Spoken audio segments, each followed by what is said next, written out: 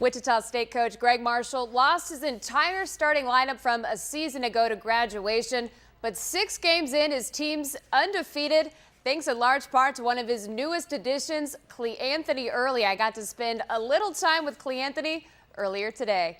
Work hard, play hard, work hard, play hard.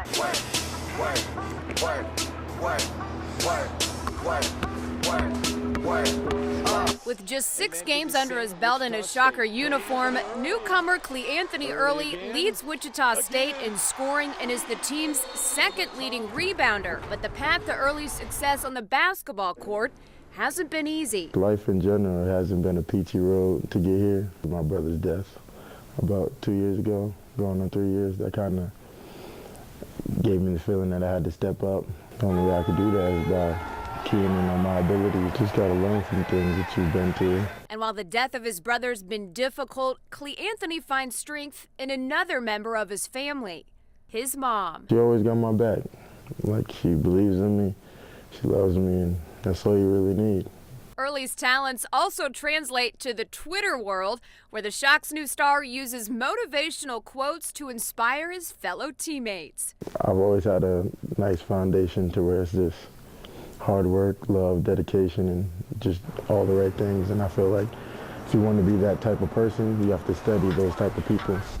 So it's just whoever it came from, if it was Socrates, Martin Luther King, Aristophanes, like whoever, Gandhi, is just, I just try to look it up and live by those advices. And while Cleanthony's been solid in Wichita State's first 6 games, according to him, he ain't seen nothing yet. I'm just doing what I need to do.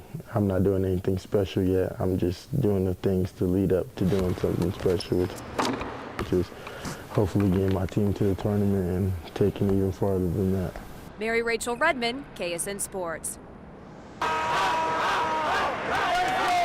Heading into this season, Wichita State was expected to be in rebuilding mode. Beginning of the year, me and Carl Hall, we was talking, and we seen that everybody was doubting us, from the conference to, we felt like even the coaches didn't expect us to be this good. We took it upon us as seniors, like, you know, this is our last year, it's our last crack at it. We have to find a way to get the job done, and, you know, I guess we just took responsibility. Thanks to the will of Greg Marshall's senior class, the Shockers sit at 24-5 and can clinch a share of the Valley title tomorrow against Evansville in the seniors' final game at Koch Arena. The energy level, you know, passion for the game. I would say, you know, the guys in the locker room care more so about each other. Just the brotherhood, as we say, you know, just a lot bigger and stronger than what it's been before. And of course, senior night also brings about feelings of nostalgia for the 4 guys whose playing days at Wichita State are coming to an end. Came here as a kid, leaving as a grown man, so it's going to be very emotional. There's a lot of emotions going through my head. It's hard for me to just begin to describe. It would be kind of sad, you know, you don't want to be your last game, especially in Koch Arena. And while these 4 seniors may be playing with heavy hearts tomorrow night, they know there's still a lot of work left to be done in a Shocker uniform. We want to win it all, you know, so we want to win the next 2 games so we can have the outright Missouri Valley's Conference champ. We ain't settling for nothing less for first, so, you know, just go out there and we're going to try to win these next 2 games. Mary Rachel Redmond, KSN Sports. Well, Leon, the only thing that's changed about this K-State team since it walked off the field at TCU Saturday night is its position in the polls, most notably jumping to #1 in the BCS. But other than that, it's just business as usual for Bill Snyder's bunch in Manhattan. It's a quick turnaround, you know. Sunday, you sit back, and Monday we getting after it again. So I mean, it's not really like we went out and celebrated. We had a good practice yesterday, and hopefully we can keep that up and continue to practice with a little more intensity throughout the week. It's a mindset, it's a focus level, it's understanding that, you know, they're in the scope of things, that it doesn't matter where you're at in those standings until January 10th or whatever, you know, whatever at the end of when it's all said and done is when that really matters. Next up for K-State this Saturday, the Baylor Bears. If the Wildcats win that one, they'll be crowned this year's Big 12 champ. We definitely understand that what's at stake, this week. At the same time, we're looking at a bigger picture. That bigger picture, playing for a national championship. Something that's surely on the mind of athletics director John Curry. My main concern right now is beating Alabama Huntsville tonight, and then we got to beat Iowa State in volleyball tomorrow night, and then we've got a couple contests this weekend. And while K-State's athletic director may downplay the possibility, in all reality, the Wildcats are just 2 wins away from their first shot at a national title in school history. In Manhattan, Mary Rachel Redmond, KSN Sports. Dude, you're like 40 pounds lighter, so I didn't even recognize you. They still call him the coach, but now he's a player. Jonathan Coachman's living the dream, his dream.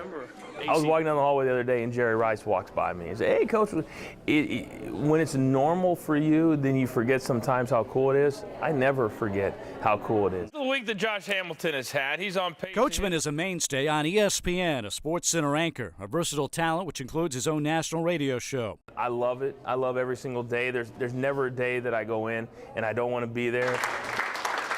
Coachman, a native of McPherson, was back home in Kansas this week, speaking in Hutchinson to help raise money for journalism scholarships. And people where I live now, they kind of know my story a little bit, but they don't know what it's like to live here, and they don't know what it's like to play for McPherson High and then to stay there and go to McPherson College. And also at McPherson College, Coach was a pretty good basketball player, the KCAC Player of the Year. He likes to bring that up every once in a while. Down the hall. NBA guys, you were KCAC Player of the Year. Well, I said I saw Magic the other day. I was like, "Hey, Magic, sure you were part of Showtime." I said, "But come on, KCAC." Coachman started his TV career in Wichita, went to Kansas City, and then was discovered by the WWE, wrestling, which took him to places he never dreamt possible. Kind of looked down on that a little bit. Even though it's a big genre of sports entertainment, it's not real sports. And would a national audience ever take me seriously doing Sports Center when maybe a year before I've been doing anything but that? But so far they have, and for the coach, he looks forward to an even brighter future. But for right now, it's just good to be home again, even signing some autographs for a few old friends. Hey, Leon, you don't have to ask for it, buddy. Here you go. I've been fortunate to see literally the world in the last 10 to 15 years, but there's no place that's more important to me than this area of McPherson, Hutch, Wichita, because it's home. You can't substitute for that. Thanks. Awesome. There you go. Well, Leon, the winner of this one will pretty much be in the driver's seat to take District 11 in Class 3A. Both Hutch Trinity and Garden Plain 1-0 in district play, but the 7-0 Owls definitely the favorite heading into tonight. So GP fired up and playing like it. First quarter, no score. 4th and 4, the Owls go for it.